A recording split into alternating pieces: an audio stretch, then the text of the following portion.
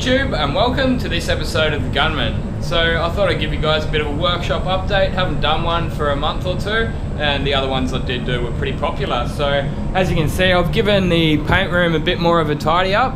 The floor itself probably, that needs to get done once a week, but as long as it gets done once a week, I'm not overly fussed. You're gonna get a few little bits of paint spillage here and there. That's just part of this trade, I guess. But yeah, you can see here, that's what I'm really proud of, this gum wash machine.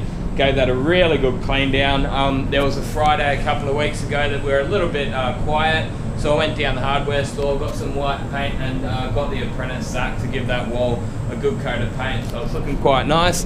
Yeah, even inside here, gave that a really good clean out. Like here you could not see anything, but it's looking quite good now. And now that we've got it up to a respectable standard, we can keep it there. Once a week when my apprentice does the floors, I'll say give the gun cleaner a quick wipe over at the same time.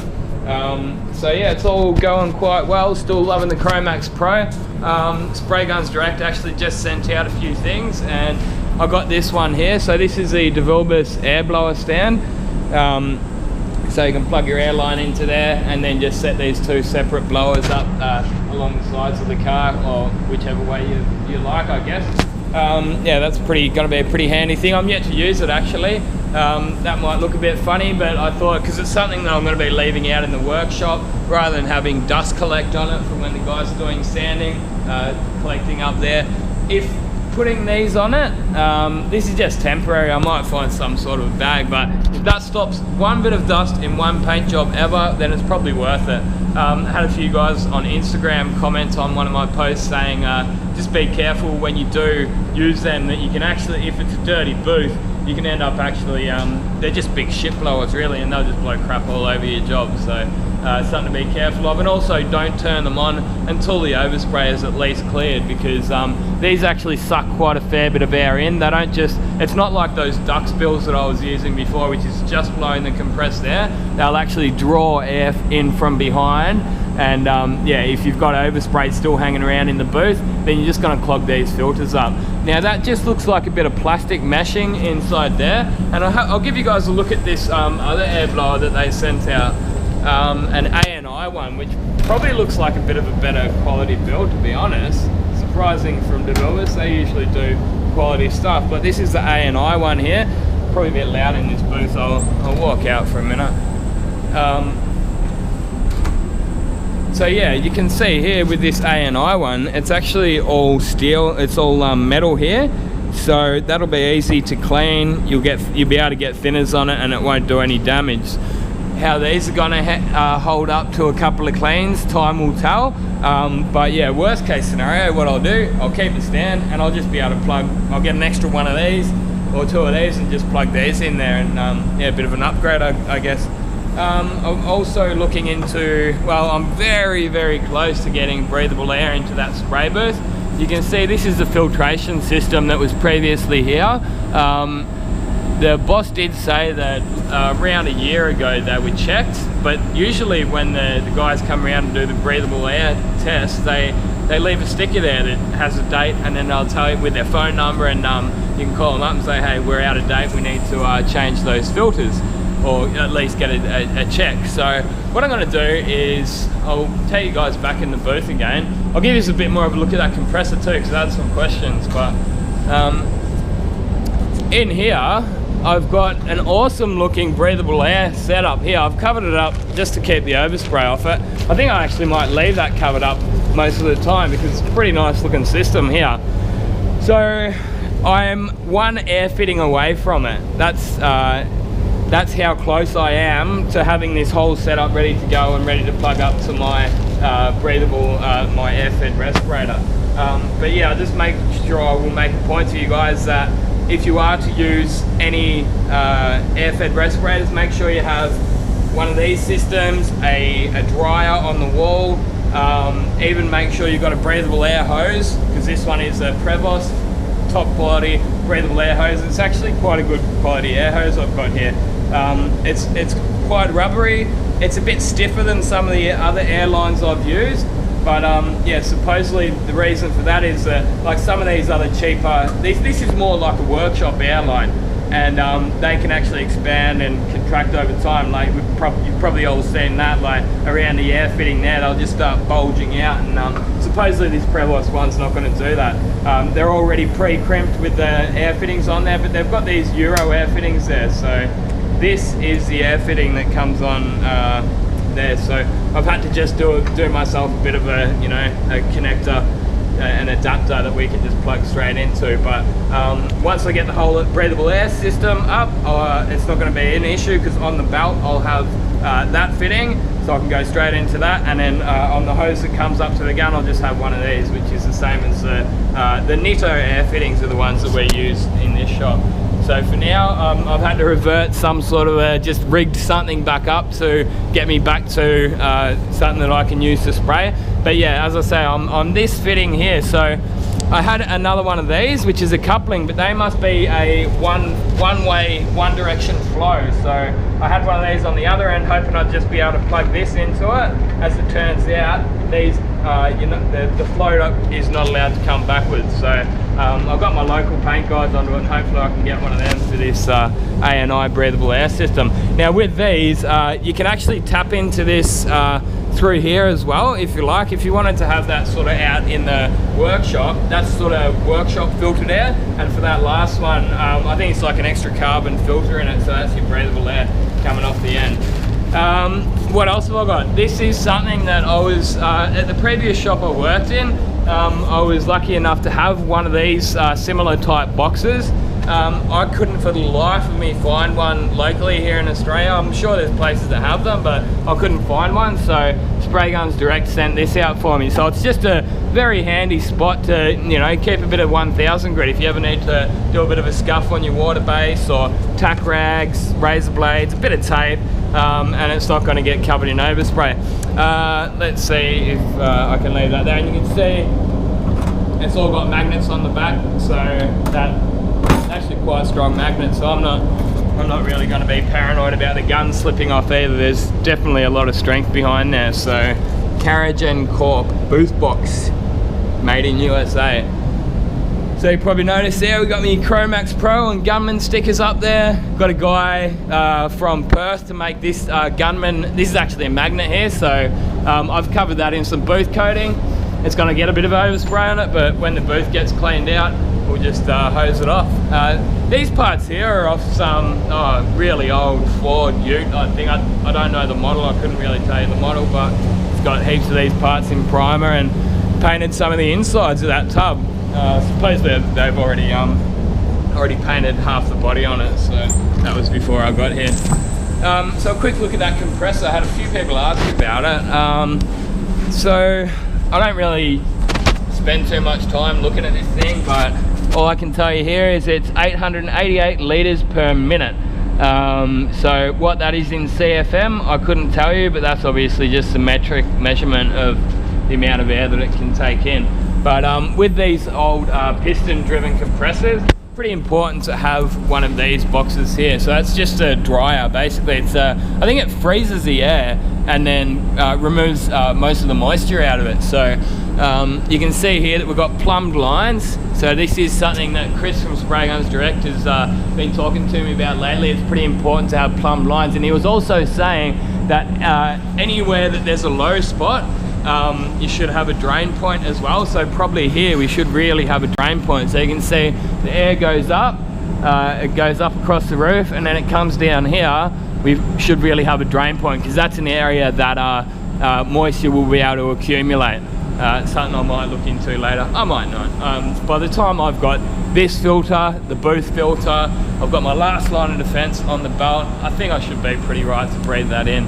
Look, I'd give myself a 95% chance that I would be right to breathe the air in there without that ANI filter, but that 5%, I'm not putting my life at risk or my health at risk, you know.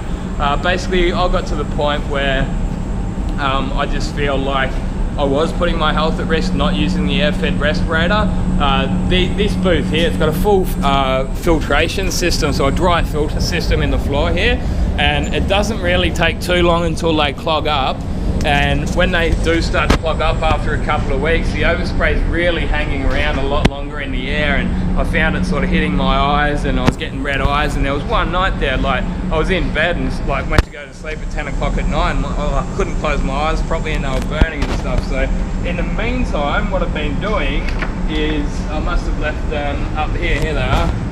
So these have been a bit of a lifesaver just for the last month or so. And they're just coloured. They're like $5 set of glasses just for painting, so they're solvent proof, and you can see they've got a fairly decent seal around there, so keeping most of the paint out of my eyes. Now technically when you're spray painting any 2-pack, depending on the country that you're in, I know that in the UK a half mask is not going to pass the safety standards. They say that every single part of your skin must be covered before you handle isocyanates.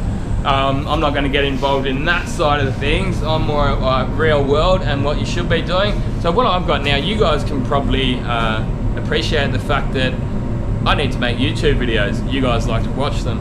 So when I'm spray painting, I can't wear one of those full sort of hoods because I wear this GoPro camera, and I've got this little strap that I strap over my head. So if I'm wearing a hood, I probably won't be able to strap that onto my head, and you guys might not get to see as many videos. So what I've gone for is a half mask setup. So I've got two here. I've got a Starterjet one, and I've also got a DeVilbiss one. So the Starterjet does look like the better quality one, and they came with a belt as well. I've actually got a Starter RPS kit there too, so I'll be doing a review on that one soon. What else would I like to touch on?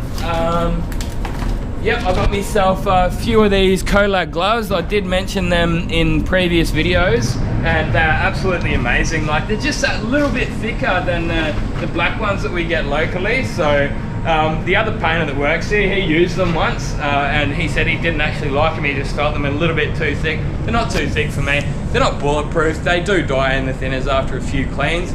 But yeah, these are the other ones that we've got, and yeah, literally 20 seconds in that gun wash machine and they're toast. But yeah, it's been good to get this shop up to a good quality standards. Yeah, there's a few little things here and there that can always do with cleaning up. We're actually a little bit quiet this week, so it's been a good opportunity. Like, I spent about 2 hours getting that thing hooked up there in the morning to find I was one air fitting away from being able to get me breathable air set up. But that was a bit of a pity, but yeah, it shouldn't be too long until I get that sorted. Got myself a new stereo up there. You need the tunes when you're working away. The apprentices primed this up. They're doing quite well, and yeah, it's all going well. Like, I'm happy. I had a couple of people ask about you know, your videos are getting quite same because you know, you're just doing the average everyday refinishing videos. I don't make any apologies about that. I actually quit my job earning over $100,000 a year. That was, yeah, a couple of years ago, so that I could get into my own workshop, and that was actually the decider. Like, one of my mates was looking at starting that shop up, and I said, nah man, like, I'm doing too well, you know, to go and start a business. But then the decider was my YouTube videos were getting quite same. So yeah, I make no apologies that my videos may get a little bit same. I'll always try and change it up. I'm conscious of it, but you know, every now and then you'll just get, I'm just painting this Mazda, I'm just painting this Ford, you know, I'll just take you through the steps of it.